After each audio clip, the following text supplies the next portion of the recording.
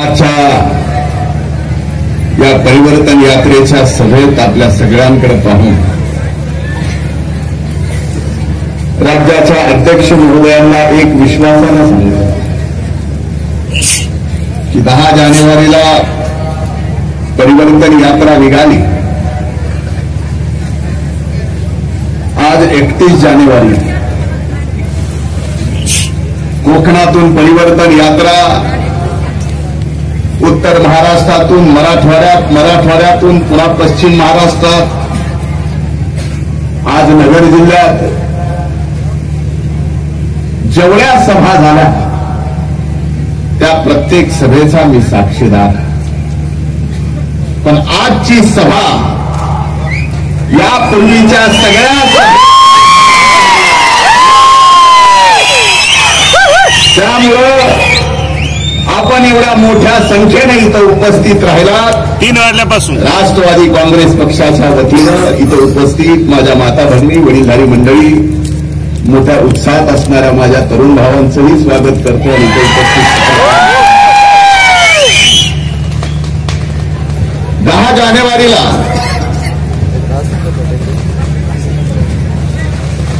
परत पिटले काय मागे चालूच राहते. रायगडावरून ही निर्धार परिवर्तनाची यात्रा निघाली. पहिली सभा महाडच्या 14 तळावर झाली. एका पत्रकार मित्रांनी मला फोन करून विचारलं मुंबईवरून की तुम्ही निर्धार परिवर्तनाची यात्रा ही रायगडवरून का चालू करता? या निर्धार परिवर्तन यात्रेची पहिली सभा तुम्ही महाडच्या 14 तळावर का घेता? त्या मुंबईच्या पत्रकार मित्राच्या त्या दोन्ही प्रश्नाचं उत्तर दिलं आणि सांगितलं की 17व्या शतकात दिल्लीच्या तख्तशहाच्या विरोधात परिवर्तनाची जर लढाई कुणी लढली असेल तर ते युगपुरुष छत्रपती शिवाजी महाराजांनी लढली, म्हणून पहिला मानाचा बुजरा छत्रपती शिवाजी महाराजांना केला आणि निर्धार परिवर्तनाची ही यात्रा निघाली. निर्धार परिवर्तन यात्रेची पहिली सभा महाडला यासाठी घेतली की 19व्या शतकात समाज व्यवस्थेच्या विरोधात, मनुस्मृतीच्या विरोधात ज्यांनी परिवर्तनाची चळवळ ही लढाईत रूपांतरित केली त्या परमपूजनीय डॉक्टर बाबासाहेब आंबेडकरांना वंदन करून ही निर्धार परिवर्तनाची यात्रा महाडची पहिली सभा घेऊन सुरुवात करते. आज नगर जिल्ह्यात परिवर्तनाची यात्रा कशासाठी? का आज निर्धार करावा लागतो? आदरणीय जयंत पाटील साहेबांनी आपल्याला क्लिप दाखवलाय. त्यामुळे कदाचित तुम्हाला 2014चं ते लोकसभेच्या निवडणुकीचं वातावरण आठवलं असेल,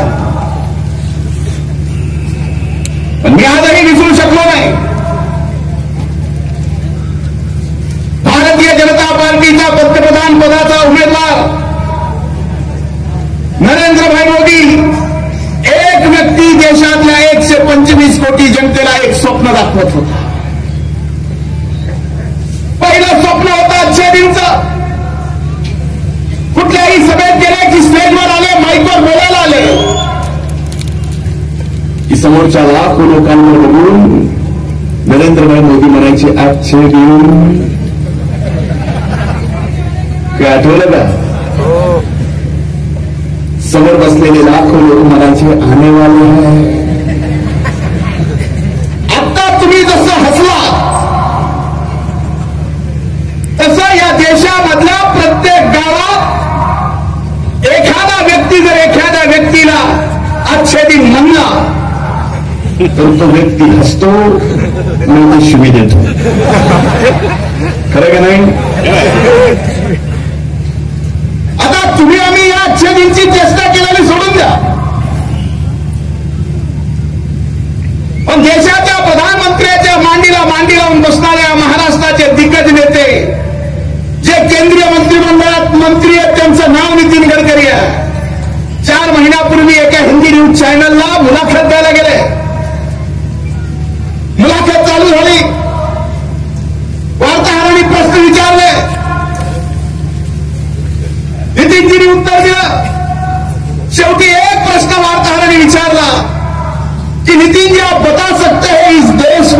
छदिन कब आने वाले? नितीनजीने उत्तर दिलं. ते म्हणले या छदिन कुछ नहीं होते, उसको महसूस करना होता है. मी आज पारनेरला यासाठीच आलो आहे आपल्या सगळ्याला विचारायला, क्या आपको अच्छे दिन महसूस हो रहे हैं? हो का नाही? आजच्या दिनच्या नावाने 125 कोटी जनतेला फसवलं. त्याच वेळेसच्या भाषणात नरेंद्रभाई मोदी म्हणायचे, मैं विदेश जाऊंगा, काला धन लाऊंगा और इस देश के हर नागरिक के खाते में 15 लाख जमा करा. मी आज हेच विचारायला आलो आहे की आजच्या या सभेत एखादा तरी कुणी खातेदार आहे का ज्याच्या खात्यावर 15 लाख जमा झाले? शाबास. 15 पैसे सुद्धा आले नाही, पण तरीही काही मोदी भक्त आहेत ज्यांनी जनधनच्या योजनेमध्ये फुकट बँकेत खातं उघडलं. त्यांना आणखीनही वाटतं शेवट का होईल. आचारसंहितेच्या अगोदर का होईना, भलेही 15 लाख नाही पण 5-25 हजार का होईना, पण मोदी 25,000 तरी खात्यावर सांगितलं. 15 लाखाच्या नावावर या देशाच्या जनतेला फसवलं. अरे कदाचित तुम्हाला एक भारतीय जनता पार्टी आणि शिवसेनेची जाहिरात आठवत नसेल, जी 2014 मध्ये टीव्हीवर यायची. वर्तमानपत्रात आपण वाचली, रेडिओवर ऐकली.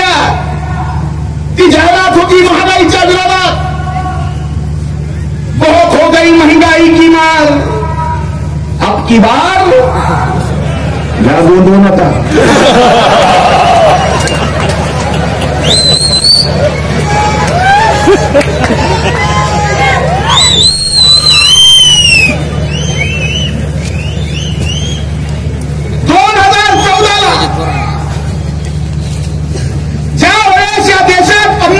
लिटरनी पेट्रोल मिळत होतं, त्यावेळेस भारतीय जनता पार्टी आणि शिवसेनेचे हे पांडुबळ आपल्याला बहुत हो गई महंगाई म्हणत. 2014ला या देशात ज्यावेळेस 60 रुपये किलोनी डाळ मिळत होती, त्यावेळेस आपल्याला महागाई फार वाढली म्हणायची. त्या टीव्हीवर एक अक्काबाई यायची आणि तुमच्या महागाईनं कंबरडं मोडलं म्हणायची आणि जनता तुम्हाला माफ करणार नाही हे बी म्हणायची. ऐकलंय का नाही तुम्ही? ऐकलं. 4 वर्ष 7 महिने झालं त्या अक्काबाईला सापडून तो हुडकतच नाही.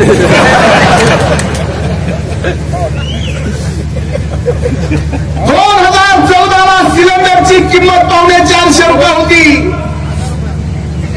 आज काय? 1000.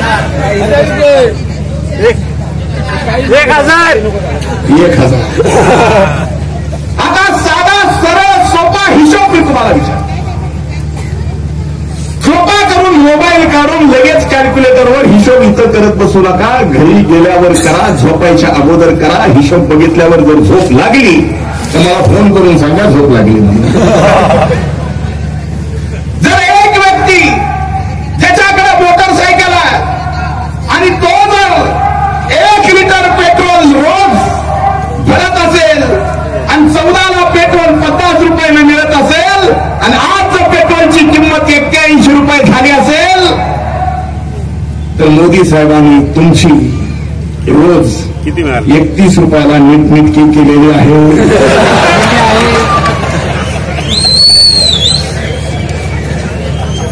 आता 4 वर्ष 7 महिन्याचे दिवस काढा, वर्षाला 365 दिवस. 4 वर्ष 7 महिन्याचे किती दिवस? त्याला 31 रुपयांनी गुणाकार करा. हिशोब बघा. झोप लागली की मला सांगा. 400 रुपयाचा सिलेंडर आज 1000 रुपयाला गेला. म्हणजे फरक किती झाला? 650 रुपयाचा 84 वर्षाचे जर महिन्याला एका कुटुंबाला 1 सिलेंडर लागत असेल किती 4 वर्षाची 6,384 दिवसा ढवळ्या मूर्ती तुमची भाजप आणि शिवसेनेच्या सरकारने केली. 4 महिने 7 महिन्याच्या महिन्यात करा, त्याला गुणाकार करा 6,500 रुपयांनी. कॅल्क्युलेटर आलं, हिशोब आला, बघा झोप लागते. आता महागाईच्या नावावर फसवलं, महागाई कमी झाली नाही तर 4 वर्ष 7 महिन्यात या देशातल्या 125 कोटी जनतेची लूट भाजप आणि शिवसेनेच्या सरकारने केली. आजच्या सभेत एवढी मोठी तरुणाई आहे, कडक शिट्ट्या आहेत, बघायचं काम नाही. कारण आपले निलेश तरुणच आहे. तो पे येतो तिथपर्यंत जरा थांब.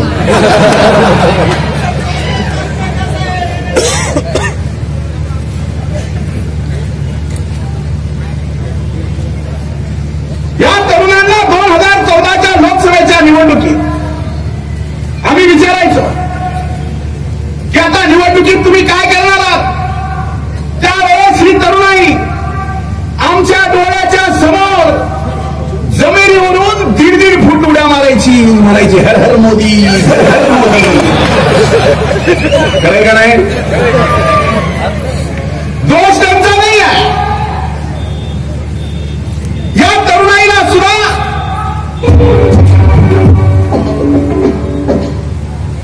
आता हे मध्येच काय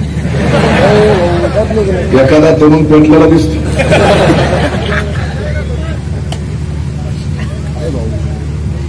प्रधानमंत्री मोदींनी एका भाषणात सांगितलं लोकसभेच्या निवडणुकीत, मैं देश के नौजवानों से कहना चाहता हूं, आप मुझे प्रधान सेवक बनाओ, हर साल मैं 2 करोड रोजगार का निर्माण करूंगा. म्हणजे नोकऱ्या. आपल्या या तरुणाईला वाटलं, पोरांना वाटलं, अरे का भला माणूस देशाचा पंतप्रधान होणार आहे. 2 कोटी नोकऱ्या, त्यातली 1 नोकरी आपल्याला मिळणार आहे. ती नोकरी मिळाली की आपल्या छोकरीचा प्रश्न संपणार. छोकरी मिळाली की हम दो हमारे दो. आपल्या घरात मोदींच्या कृपेने अच्छे दिन येणार. आज त्या तरुणाईला विचारायला आलं, आता कसं आता ज्यावेळेस आम्ही या परिवर्तन यात्रेच्या निमित्तानं फिरतोय, तीच तरुणाई जी 1.5 फूट उड्या मारीत होती आज आम्हाला भेटती. आणि आम्ही विचारतोय आता कसं. ते म्हणतो भाऊ 4.25 वर्ष झालं साधी सोयरीत सुद्धा नाही. खरं सांगा, पण गावाकडले पोरं गळ्याच्या हात घेऊन सांगा, आहे का कोण अगोदर नोकरी विचारताय का नाही सोयरिकीच्या? खरंय का नाही? आणि आज केंद्र सरकारचा एक रिपोर्ट आला, 6% आमचं एवढा गंभीर आहे. मागच्या 45 वर्षात एवढी या देशात बेरोजगारी वाढली नव्हती जेवढी बेरोजगारी या 4 वर्षात मोदी सरकारच्या काळात वाढली आहे. अरे या तरुणांना सुद्धा फसवलं. शेतकऱ्याच्या जातीला म्हणलं कर्जमाफी देतो, कर्जमाफी दिली नाही. शेतकऱ्याच्या जातीला फसवलं. नांदेडमधून मोदींनी एक भाषण केलं, ज्या भाषणात म्हणले आम्ही स्वामीनाथन आयोगाच्या शिफारसी लागू करू, शेतीमालाला योग्य भाव देऊ, उत्पादन खर्चावर 50% देऊ. आता 2014 मध्ये केलेली भाषण आणि आता हे जे निर्णय करतायत ते निर्णय हे जर बघितलं तर मला एका भाजपच्या नेत्याने विचारलं, म्हणलं आता तुमच्या पंतप्रधानांची अशी अवस्था झाली जशी गजनी पिक्चरच्या आमिर खानची झाली. तुम्ही पाहिला होता गजनी पिक्चर? इंटरव्हलच्या अगोदरचं जे ते इंटरव्हलच्या नंतर आमिर खानला लक्षात राहतं का? तसं आपल्या पंतप्रधानाचं झालं.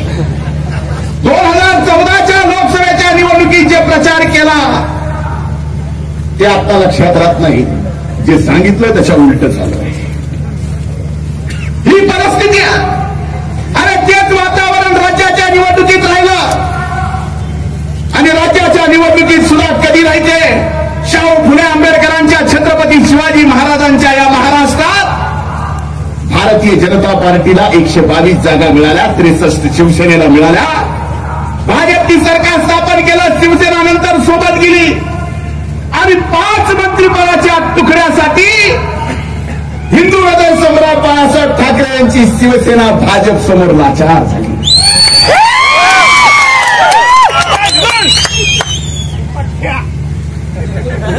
आपली लाचारी मी कधी पाहिली नाही.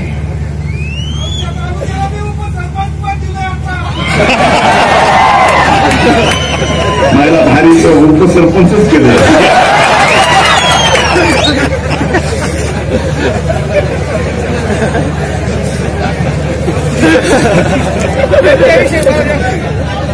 आज या महाराष्ट्रात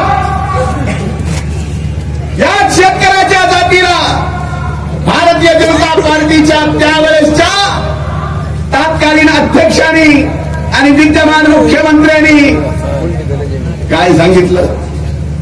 म्हणजे आम्हाला सत्तेत बसवा, आम्ही राज्यातल्या सर्व शेतकऱ्याची 7-12 कोरा.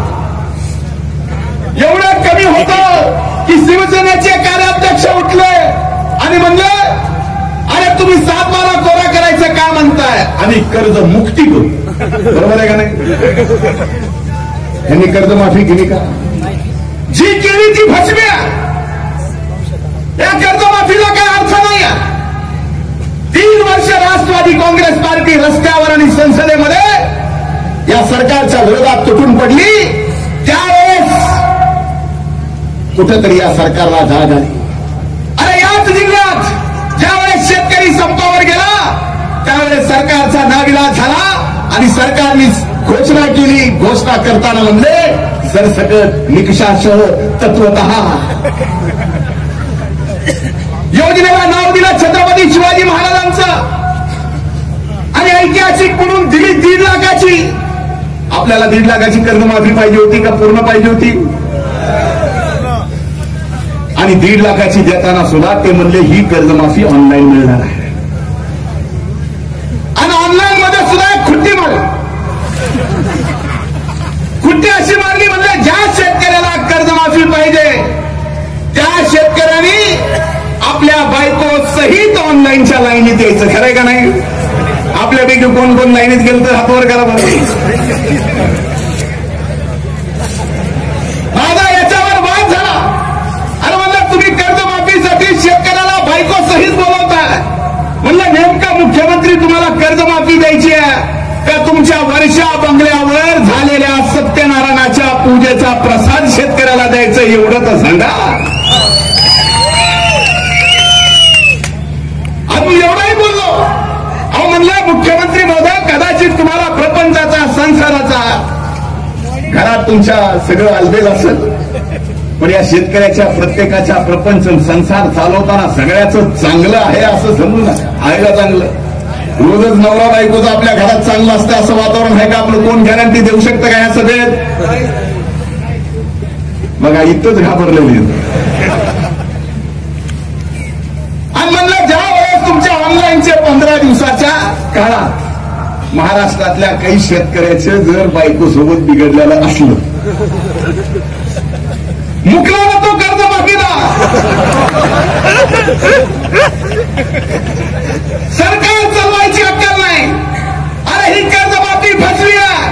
अरे आज या कांद्याच्या बाबतीत सुद्धा आपल्याला अनुदान पाहिजे होतं जास्तीचं. यांनी दिलं 5 रुपयाचं आणि 5 रुपयाचं सुद्धा ऑक्टोबर महिन्यापुरतच. खरंय का नाही? 2 रुपये. आपली मागणी 5ची होती 2 रुपयाचं.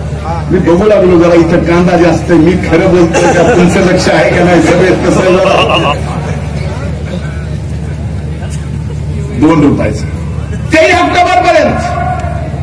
आणि आज या कांदा उत्पादक शेतकऱ्यांची अवस्था वाईट आहे. आणि यासाठी भाजप जेवढी पापी आहे तेवढी शिवसेना सुद्धा पापी आहे. आज भाजप आणि शिवसेनेची अवस्था अशी आहे. एक उदाहरण सांगतो.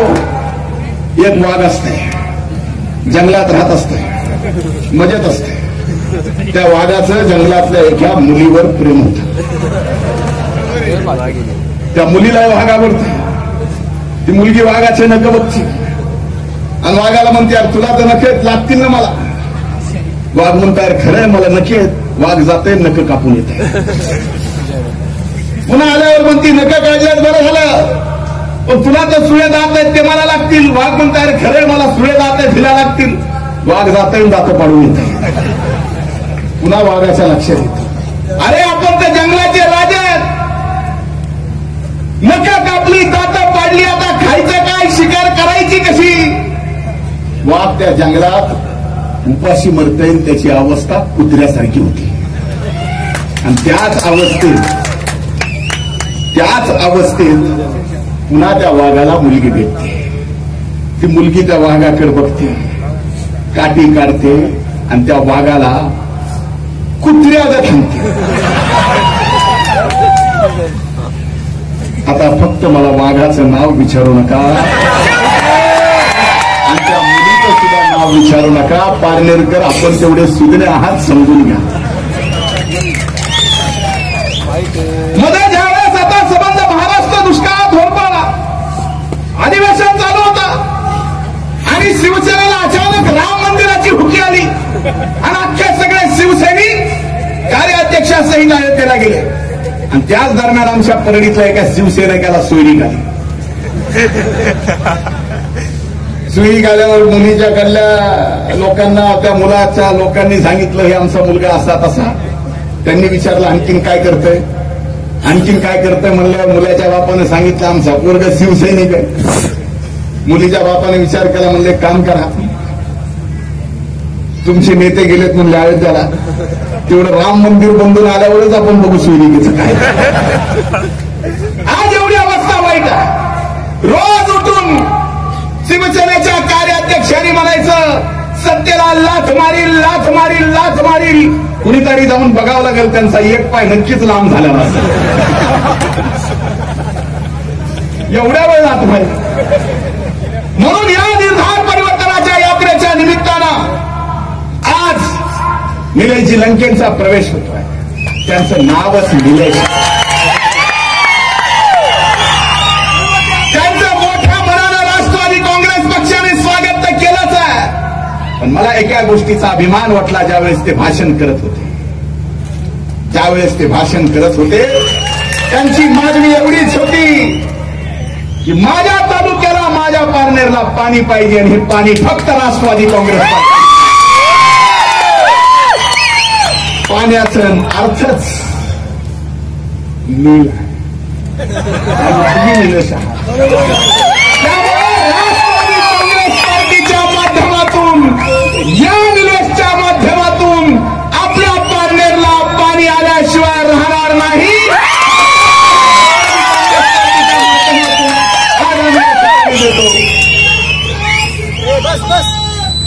निलेशजी तुमचा जसा पक्ष वेगळा होता तसा माझा त्यामुळं इथं बोले तैसा चाले त्याची वंदावी पावले असंच आहे. इथं शब्द दिला जीव जाईल, पण राष्ट्रवादी काँग्रेस पार्टी आदरणीय दादा कधीच मागे हटत नाही. हे माझा अनुभव माझ्याकडे. नाही तर माझ्यासारखा माणूस 2014च्या निवडणुकीत विधानसभेचा पडला, परिषदेत होतो. माझ्यापेक्षा ज्येष्ठ नेते परिषदेमध्ये आमदार होते, पण त्यांचा विचार न करता माझ्या खांद्यावर, एक सामान्य कार्यकर्त्याच्या खांद्यावर या ठिकाणी विधान परिषदेच्या विरोधी पक्षनेतेपदाची आणि ही संधी दुसऱ्या पक्षात मिळत नाही. आज इथं आमदार आहेत, त्यांची दहशत आहे म्हणून कळालं. एवढे लोक बघितल्यावर बी जर आमदाराची दहशत असेल, त्या सभेने इथल्या आमदारांनी दहशत घ्यावी.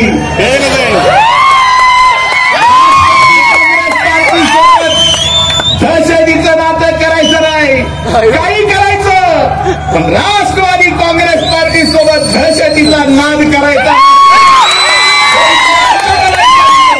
तुमचे काही दिवस राहिले, येणारा काळ आपला.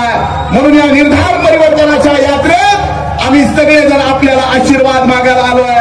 पहिली लढाई ही दिल्लीची आहे आणि या दिल्लीच्या लढाईत आपल्याला पहिलं परिवर्तन करायचं आहे आणि दुसरं परिवर्तन आपल्याला महायुतीचं सरकार या महाराष्ट्रात आणायचं हीच कळकळीची विनंती करतो.